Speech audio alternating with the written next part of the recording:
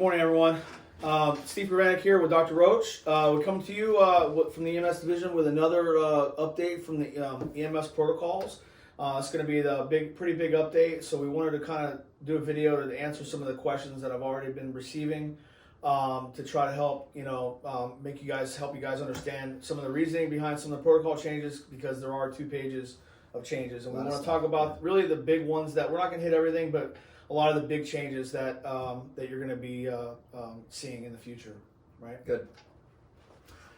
All right. So one of the first ones that we updated was the non-protocol protocol. We updated the wording to the operational change. You want to talk about that? Yeah. So the non-protocol protocol is really meant for issues, concerns when the protocol addresses 2 separate things, but it's the specific case you're concerned about or trying to address, the protocol doesn't specifically address it. So you're trying to put 2 parts of the protocol together to mesh them. And so when that happens, in the past, we haven't put those through QA, and we want to do is memorialize every time that we use the non-protocol protocol. There has to be an operational or logistic way to rise that through into quality so that we can review those. And the reason why we want to review them is, 1, obviously to make sure that everything was appropriate, and 2, we may need to change the protocol to address that specific case. Absolutely, because there's no way to tell otherwise. If we don't know, we don't get notified in writing that, hey, I was on this call yesterday and there was no protocol, we made a decision to do this. There's really no way to find out unless we just stumble upon it. Yep. So just be clear on that. It's not just 2 paramedics agreed to do whatever they want. If there is a protocol, you're to address it. Yes. Remember, you have a scope of practice, so you can't say we agreed to do a thoracotomy or and open someone's chest. Right. That's not part of your scope of practice. We both decided to do field amputation. That's not appropriate. So all of these things are, again, we still follow scope of practice within the protocols, but we have to have a way to address things that aren't in the protocol, because it's impossible to create protocols that address 100% of every situation that a paramedic may encounter. Right. We're very lucky to be able to have this protocol, honestly. Yeah. And your CQI team has your back. Mm-hmm. If there is something that you stumble across and you make your best judgment determination, as long as we get it, we'll probably make a protocol change or add a protocol if we needed to. Yeah.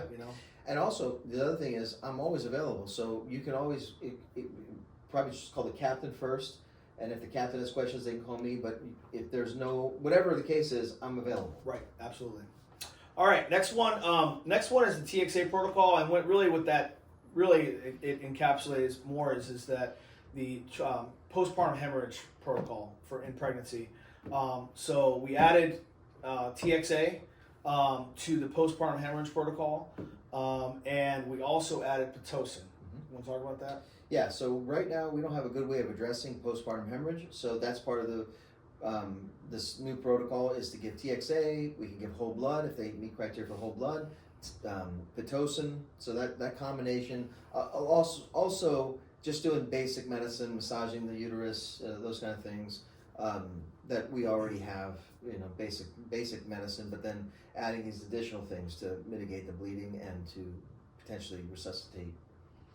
So the reason that we're using TXA in this medical, because this is a medical patient, right? And we typically don't use TXA in a medical patient. Why are we utilizing it in the postpartum hemorrhage patient?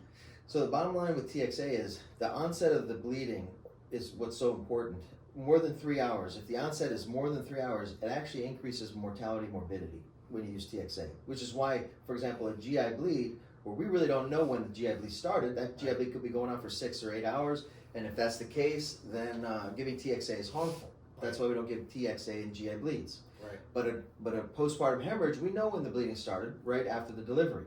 So, Right. Okay, that makes sense. And then the Pitocin just helps with the uterine contraction, slows down. Yep. It's the whole package, right? Yeah, the hemorrhagic shock. Yeah, and oxytocin in the hospital is usually given as a drip, so I thought that might be complicating. But in speaking to OBGYN doctors, the 10 milligram IM 1 dose is the appropriate thing for pre-hospital, and it's easy and effective. So cheap, easy, and effective. Okay. So that's one of the new medications that you're gonna hear 2 other medications that we're gonna talk about that are gonna be added to the protocol into our drug boxes that we should be seeing available in logistics in hopefully the next 3 to 4 weeks. So that's one of them. What's up next? Lidocaine pediatric dose for IO. We added that to the IO. What we did is we went start to finish, from the top to bottom of these protocols, and what we found out was there wasn't a lidocaine dose specifically for IO administration, right? For a conscious child that we do an IO and we're infusing, we don't have a way of giving pain medicine, to numb the bone so that it facilitates the infusions through the bone. Right. So it's a little bit of a torture situation Right. for the young child. We want to address that. Right. So we're doing 1 milligram per kilogram Mhm. up to 40 milligrams. Yep. Right. Up to the adult dose. Perfect.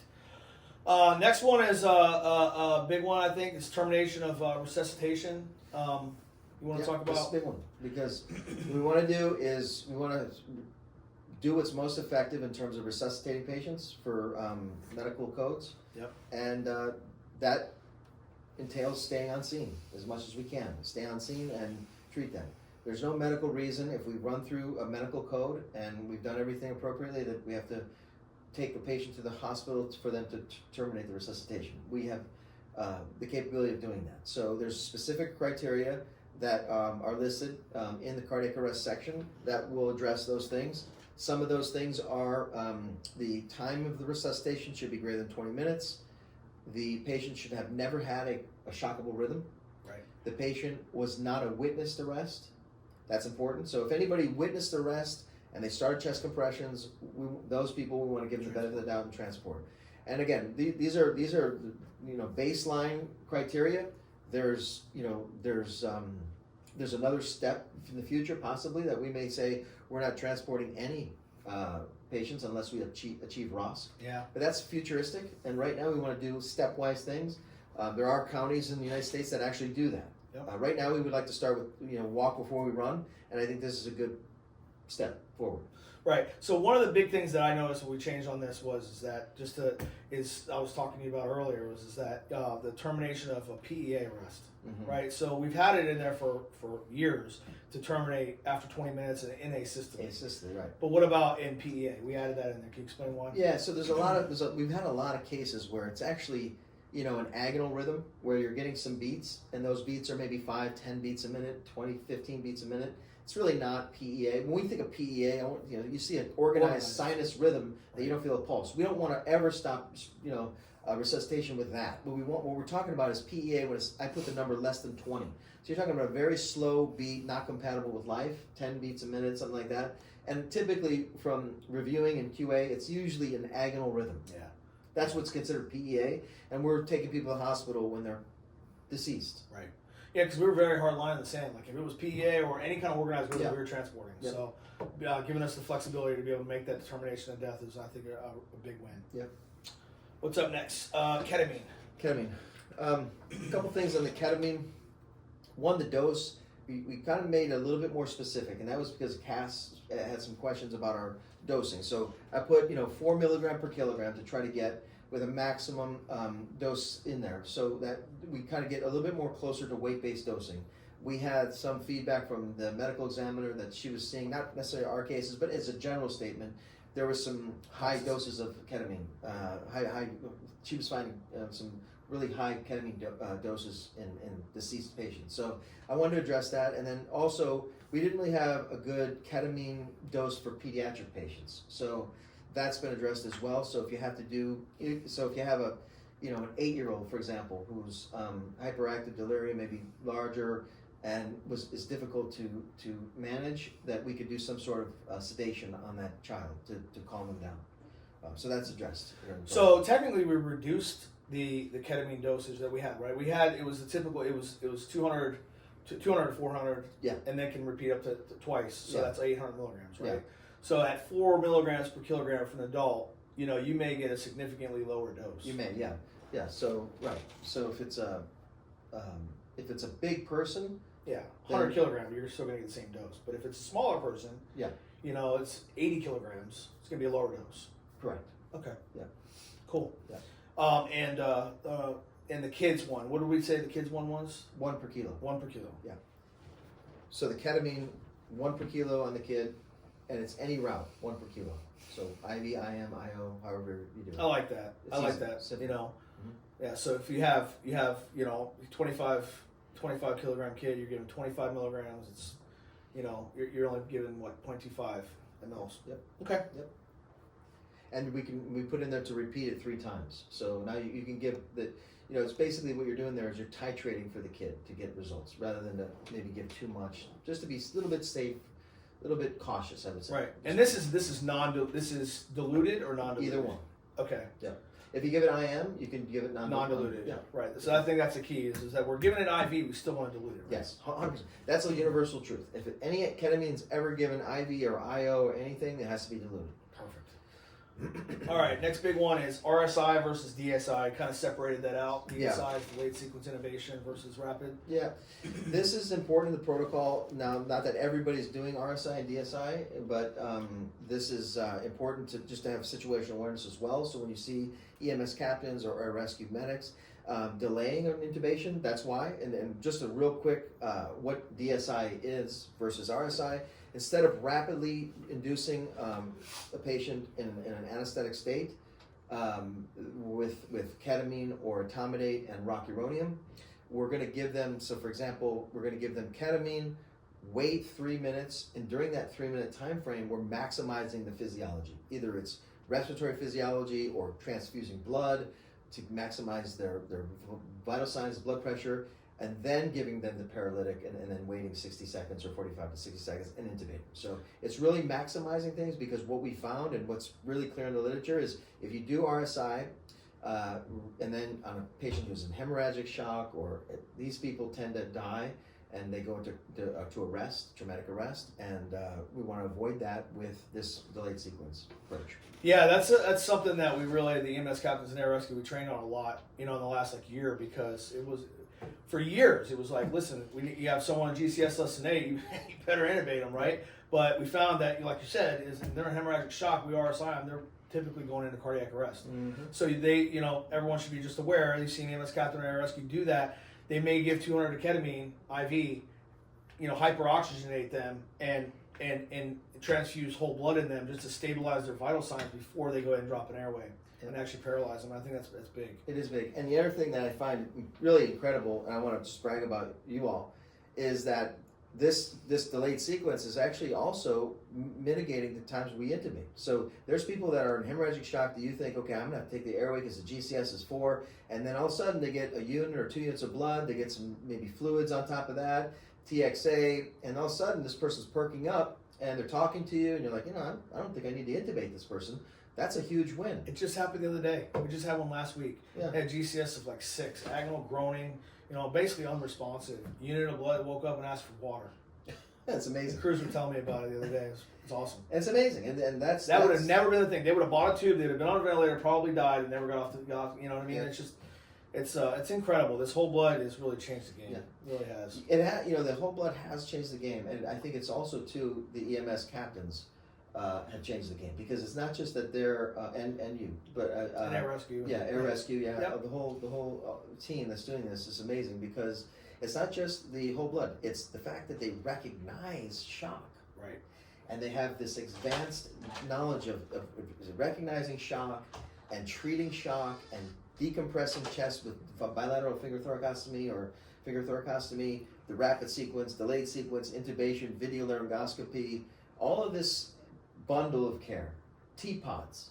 We're doing T-pods. That's stabilizing bleeds in the pelvic. That's saving lives. So when you add these things up, we're creating, or you have all created in yourselves this super paramedic. This super paramedic is doing unbelievable things, and and that's what I think where this is all coming together. It's all converging to see this is all extraordinary. The blood was a tool that sort of motivated things, but now and we haven't even talked about the Hamilton ventilator.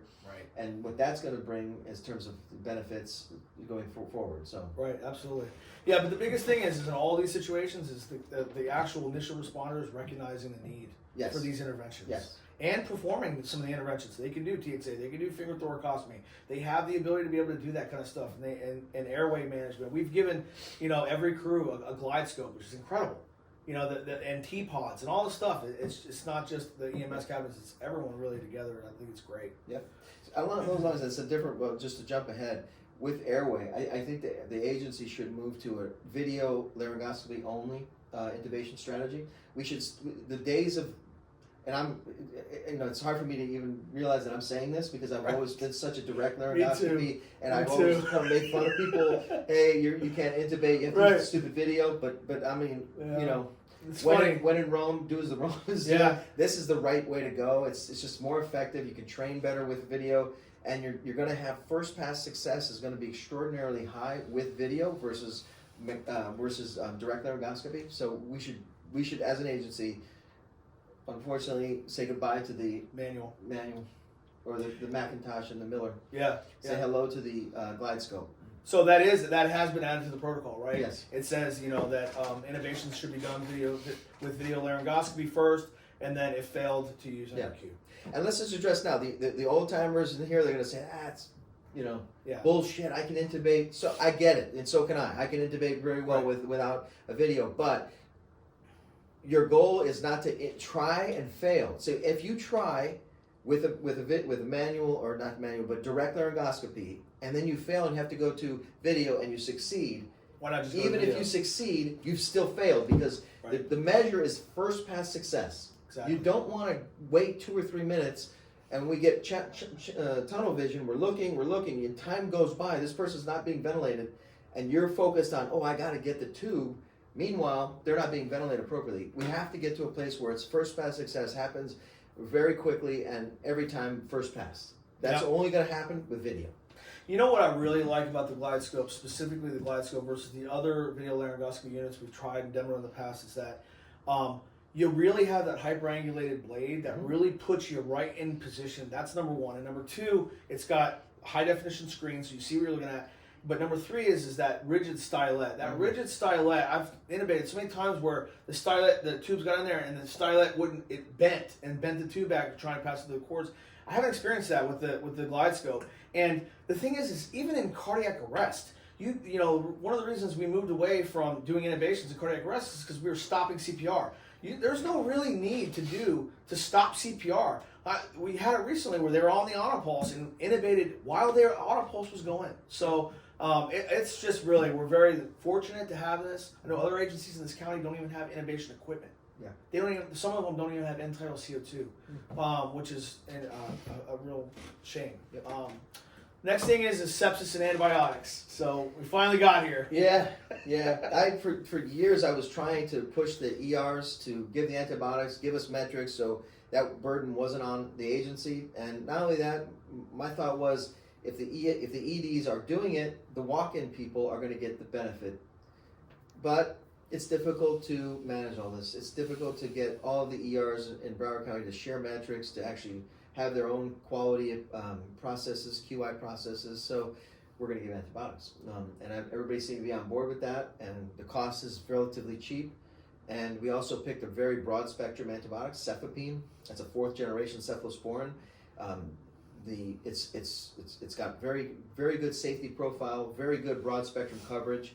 It's definitely the right antibiotic to give to a septic shock patient. And by the way, we're not giving antibiotics to people that just have a SIRS criteria, 1 or 2 things. These are people who are in severe sepsis or septic shock based on QSOFA, which is time tested, and it's in our ESO, so we should be able to.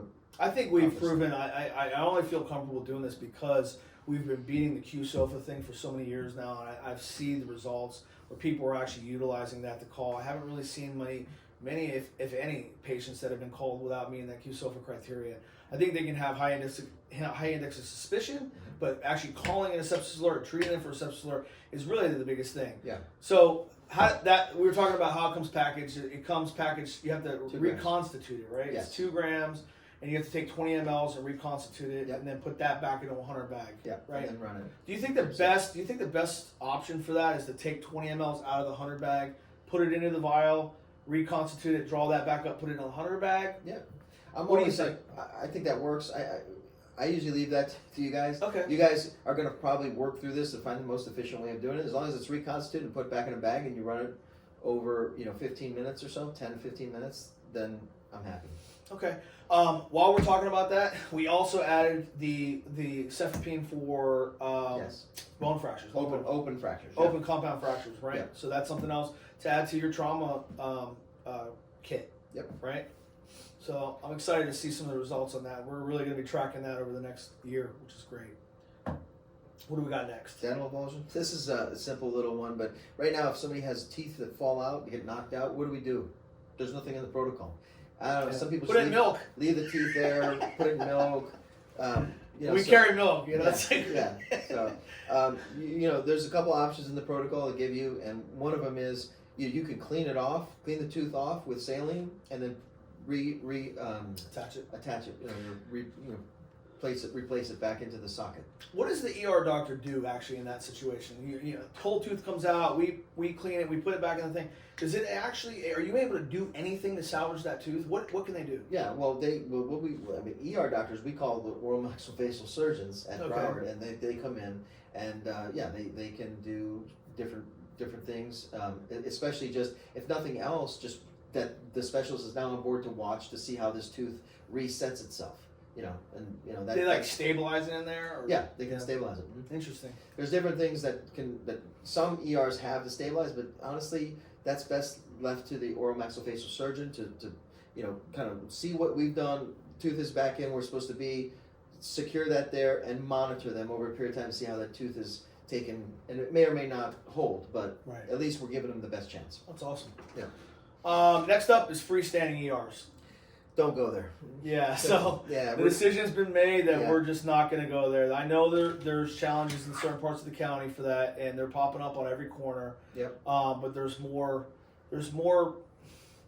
fallout, I would say. There's more things that happen to these patients that they're not really even aware of that happen down the line, and I guess the decision was made to just, just abandon. If you're walking into a freestanding, you're self-triaging that you don't think you need to go to a hospital ER. That's comfortable for you. You made that decisions. That's one thing. But when EMS is deciding to make that decision for a patient, that's a big step for me to do that, and then to have them have to be packaged up and then sent to a hospital. I'd rather not take that chance. I wouldn't want to do that with my family member. So this is kind of what would you do with your family? I don't think anybody in the fire rescue service is going to say, yeah, man, go to if you have something significant, go to the freestanding ER. They're going to probably refrain about around that. So just to confirm on that, even if they sign a refusal saying that I understand the risks of not going to ER, we're still not transporting them to a freestanding. Correct? Yeah, so let's talk about that. The logistics of that. We had that in the protocol where they were supposed to sign, and we went back and checked into it, looked into it. And again, nobody asked us from accreditation about that, but if they did say, okay, show us where you've transferred to a freestanding and show me the paperwork. Yeah, we could not. Nobody knows where this paperwork exists or how to say it. When you sign refusal, what to state on the refusal. This doesn't exist. So that's another logistical operational barrier to going to freestandings. If we want to do that, we have to create an ironclad through our legal team. This is what is stated to the patient. It's read. They signed it, so they understood that this hospital, this freestanding ER not attached to a hospital, doesn't have a surgeon here, doesn't have any of the specialists that hospital ER. They may or may not know that. Some people would think, and they're going to be double billed if they're going to get retransported, right? And right. A lot of people don't understand that. That's another big factor. Yeah, we're going to charge you a bill, then you're getting another bill to be transferred, and unless the owner of the freestanding is going to supply the transport, and that has not been made clear to me that exists. Right. Agreed. All right. Next one was the cardiac arrest rescue pod, right? Because we talked about Pitocin already. So cardiac arrest rescue pod. Yeah. So this is another tool. One of those things that have been used in the past. It's been here since I started as medical director. I've always wondered, what the value was of this device. We looked at the literature. There was some theoretical benefit if we ever moved to a heads-up CPR. The rescue pod might be helpful in that bundle of care. I don't see us going to heads-up CPR based on what we're seeing in the literature, and just logistics and the cost. It's a lot to do that, I see no benefit with the rescue pod. We've been using it 20 years. Yeah, it costs about $160 a pop. Yeah. So we're using a lot of thousands per year. So this is a lot of money that we could possibly use it for whole blood. And actually save some lives. I agree. I mean, we're all about our entire protocols that you've given us are all based in science, right? If we don't have anything that we can put on paper we even asked Sol, can you provide us anything that will suggest that the rescue pod increases survivability? And they were like, no. and the hospitals still haven't adopted. I mean, this is 20 years now. It's not like something we've been doing for a year and trying out, and Right. people haven't gotten around. It's 20 years of doing this, and it just hasn't Doesn't work. progressed. Yeah. So I actually like it because it adds another layer of heaviness, of weight to the ET tube or the air cube. Yeah. You know, we put all this stuff on there. Eventually, we make Right. jokes about it being this fall. So it's good to see that removed. Anytime we can simplify, create efficiency, and focus on the things that matter most, I think that's what, it's certainly my goal. Right. All right. Next up is the removal of Versed for the procedural section, page 91. Yeah. We were just talking about it. You want to just repeat what you just said? Basically, Yeah, we had a low dose Versed 5 milligrams, which is not really a procedure sedation dose. It doesn't really alleviate your consciousness. You're aware of everything that's happening. If you're going to use Versed, you got to use bigger doses that we're not comfortable giving in the setting. We talked about like the dose of Versed, if you're going to use it for rapid sequence induction, is 20 mil. It's 0.3, so roughly about 20 milligrams in an adult. Right. That's a lot of Versed. If you gave 5 or even 10, say for example, say you gave 10 milligrams of Versed, and you do sedate them, they're going to be sedated for quite a bit. Right. Yeah. And that's the one thing that's good about etomidate, right? It's not long lasting. Yeah. Like that. You're on you can fast. cardiovert them, and it's on and Yeah. off fast. On and off fast, very hemodynamically stable. Why would you not use etomidate if you have that as a tool? That's the best tool you have. Why not use the best tool? Yeah. Can you give? I never even thought about this. Can you give etomidate intranasally? You could, but I don't think it. I've never done it, and Just because I was just thinking, I don't like, think it'll be. it's not effective. It wouldn't be effective for procedural, but I was thinking of like seizure. No, we're gonna go ketamine on that. Yeah. Right. Yeah. Yeah, we're not gonna really use that. Yeah, I would just stick with IO or IV. Okay. And then we added post-intubation. We added fentanyl to post-intubation sedation. Yeah.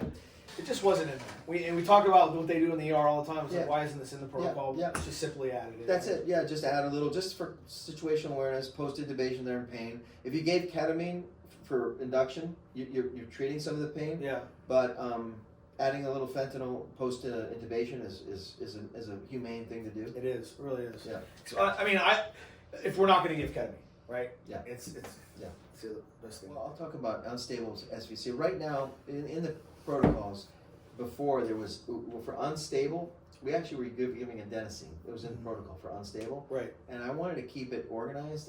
Just use electricity. Yeah, there was a lot of people were asking me about this, saying, "Hey, if they're unstable, why don't we just shock them? And I cardiovert them." And I said, "Yeah, that's true. That's what you would do. That's what I would do." Right. Exactly. So why that's don't what we did. Yeah.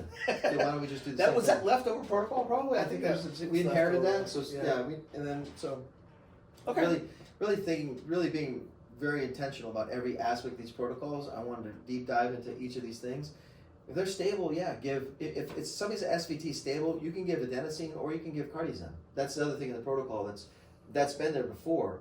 But I want you to feel comfortable either or. Okay? And then if they're unstable, etomidate and cardiovert. Right. That's the safest, best thing you can do for somebody. Which is helpful because if they're in WPW and you're not sure, cardiovert them.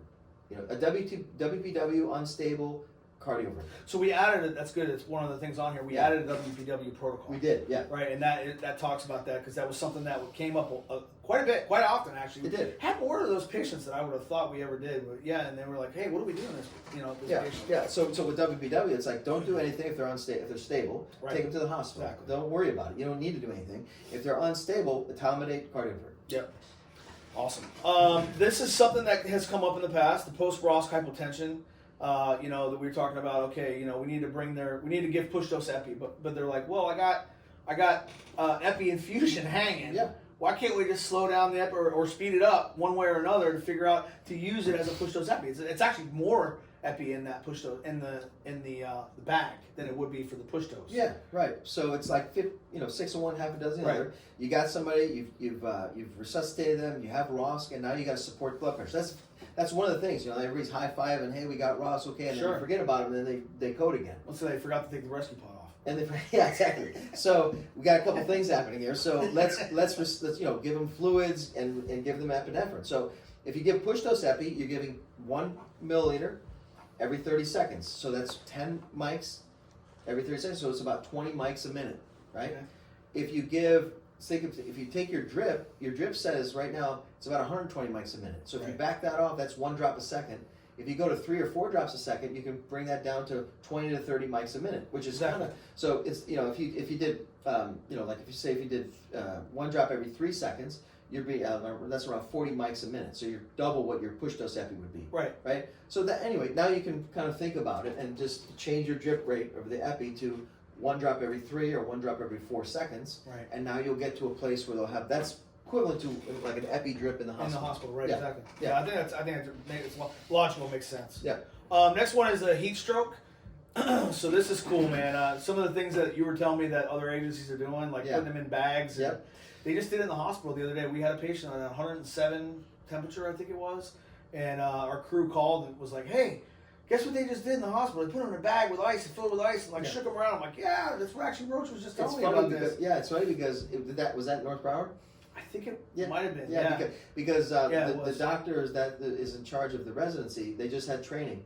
And I actually got a body bag from the medical examiner. Remember the day I was there? I got the body bag. Yeah. So I got the body bag, gave it to her, and she used that to train.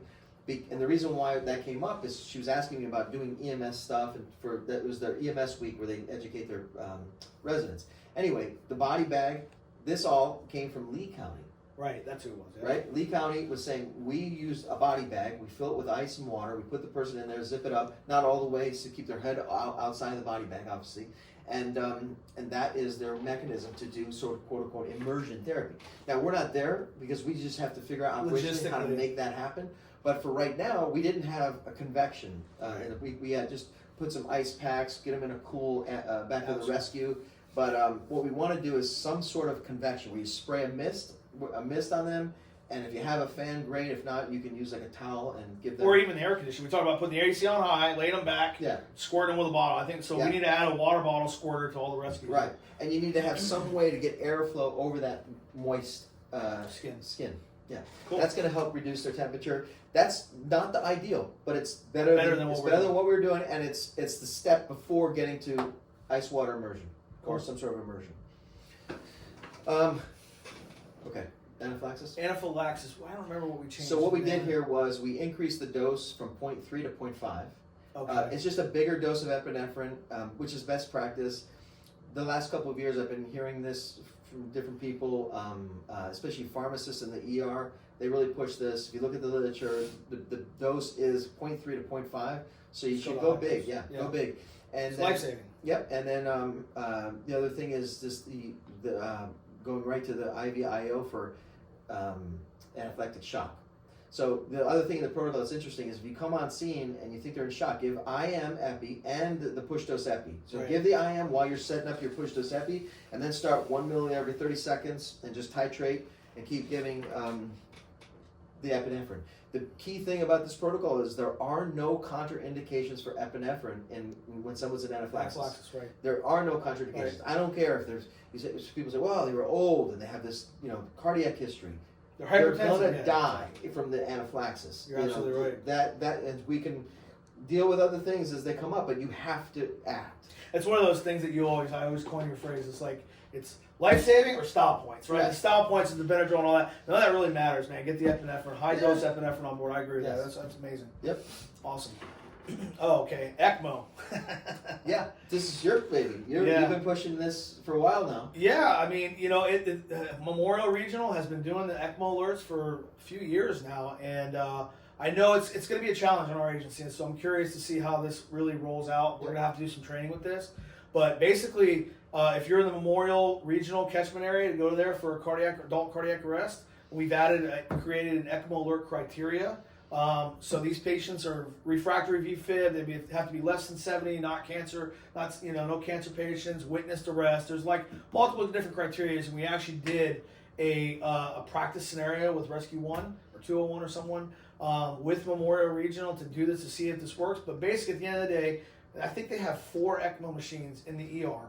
So the reperfusionist or the whole team comes down there, and they'll actually do in the ER. They'll do ECMO therapy on someone's in refractory VFib. Yep. And so to help them, the more patients we give them, the better they'll get at it. So the idea is that we're going to save lives in Broward County with refractory VFib, Yep. we need to get them patients. Yeah. And so they can refine their system and bring that into, because if we go to other ERs, they're not going to get that kind of therapy. They're not going to get that level of care. And so you want to think about this. I think in the protocol, there's criteria of like 20 minutes time frame. So you could be in Weston, that's that's an operational thing on the tab. If you think you can get there within the time frame allotted, then go. That's a great point. So what we learned out of doing the thing is that the difference in our every other cardiac arrest versus these cardiac arrest patients that can meet ECMO is that you get off scene as quick as possible. Yes. You do the dual sequential defibrillation and all that en route to the hospital, but you're getting off scene because you got to get them there within that 20 minutes. That 20-minute window. Yeah. So this is a shock. No, you're still in VFib. You need to go. Yep, get going. All right, so that's as far as we got. That's all we got with ECMO. The next thing up is temperature, the hypothermia temperature. We were talking about when we were doing this. We're like in the termination of resuscitation efforts. It said, if the patient's not hypothermic, and then there was this big debate about, well, what's hypothermic? Right. You got, if they roll their car and they're in a canal, are they hypothermic? So after doing your research came in and you said it's less than 90. Less than 90, yeah. If they're above 90, then you can terminate. If they're less than 90, don't terminate. Right, and that's a big thing, especially like the ocean rescues and stuff like that. How long they've been in there? That's a thing. And that gives a lot of margin of safety. Right. The next thing is Clonus for preeclampsia. You want to talk about that? Yeah, we have in a protocol just Clonus, but a lot of people ask me, like, how do I test for Clonus? Yeah. What do I do? Which is good. It's an important point, and it's like so I put it into the protocol. Basically, if somebody's lying flat and you push on the bottom of their feet on the gas pedal, and the gas pedal starts to flip like fibrillate sort of. Right. That's Clonus. You'll see the muscles twitching. That's a really good simple way of doing Clonus, especially for like a preeclamptic. Right. Okay. We already talked about the WPW protocol. The shoulder dystonia. Dystocia, sorry. Yeah. There was a lot of pregnancy or a lot of, OB protocols that were changed in this, and that's one of them. Yep. This is good stuff. I think what we're going to be doing is going over to one of the facilities, HCA facility, where they have a sim lab and they have a really good program to help go through this and really to augment our OBGYN understanding, the confidence, how to, delivering a baby with dystocia or any other complications, prolapse umbilical cord or, and these are all difficult things, but it's just some strategies and some things to keep in mind when you're dealing with these patients. God forbid you have to deliver a baby with a shoulder dystocia. Right. And then we already talked about video laryngoscopy for all intubations. Amiodarone is contraindicated in pregnancy. You use lidocaine in that situation. Yeah, that wasn't in the protocol, and somebody might say, "Look, the woman's dead." What? So, but that is a best practice is to use lidocaine. We have it. Why not? Yeah, and we have it. So we might as well use it. Let's just think about it. That actually hasn't come up. We haven't given amiodarone to a pregnant woman in cardiac arrest, but we addressed it. It could happen. It could happen. Yeah. Next one: if the baby is born but remains within the amniotic sac, gently open the amniotic sac with your fingers to release the baby. Right? Yes. So there were some questions on how to handle that. Yeah. Someone had that recently. Yes. And we've had we've had a string of this. Yeah. I don't know why all of a sudden this is coming up, but yeah. And the baby's inside the amniotic sac, and the question was, what do we do? Right. And I was like, that's a tough one. If I was in the ER, I'd be a little bit hesitant to pull the open. Right. But I would probably, I would do that. Have to, yeah. But it isn't in the protocol, and so it definitely would make a paramedic a little concerned if they start doing that without any kind of instructions or. All right, Doc. So I think that we've covered a lot of ground here. And I know this is going to be a long video for a lot of people, and I'm going to have the EMS captains are going to be making like a little cheat sheet to go around and educate people on this. But hopefully they'll gain some information because I get a lot of questions about why we did stuff, and it's like seeing behind the curtain of why things are happening. I'm glad that you're able to help meet with us today and do this. Yeah. So thanks for coming. Yeah. Thank you for doing it, and thank you for having the captains go around and educate people on this. And you're right, the why is meaningful, and it really helps to simplify the protocols because the protocol it's not everything in the protocol. Sometimes there's just one or two main things you got to hit on to save the life, and the rest of the stuff is good to have in the protocol, but it's not critical. Right. But yeah, thank you for everything. Cool. If you guys have any questions, feel free to reach out to me or the EMS captains, and we'll see you next time.